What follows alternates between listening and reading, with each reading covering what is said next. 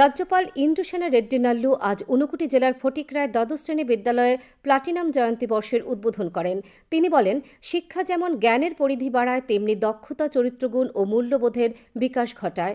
রাজ্যপাল বলেন, 2020 সালে দেশের জাতীয় শিক্ষানীতি চালু হয়েছে। এতে শিক্ষাক্ষেত্রে ইতিবাচক পরিবর্তন হচ্ছে। ছাত্রছাত্রীদের মধ্যে আত্মবিশ্বাস বেড়েছে। অনুষ্ঠানে এছাড়া বক্তব্য রাখেন প্রাণিসম্পদ বিকাশ মন্ত্রী সুধাংশু দাস, ঊনকোটি জেলা পরিষদের সভাধিপতি অমলেন্দু দাস, বিদ্যালয় পরিচালন কমিটির চেয়ারম্যান নীলকান্ত সিংহ প্রমুখ। রাজ্যপাল এদিন একটি স্মরণিকা এবং আর্ট গ্যালারিরও উদ্বোধন করেন।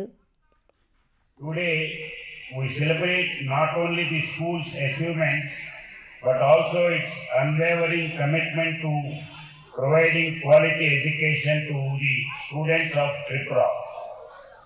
As we look to the future, I am confident that Tripura Class 12 School will continue to soar to greater heights, empowering its students to become active contributors to our society. To the students, I urge you to seize every opportunity that comes your way. তো আমরা সবসময় চেষ্টা করেছি যাতে অন্যান্য স্কুলের সাথে এই স্কুল এগিয়ে যায় সার্বিকভাবে।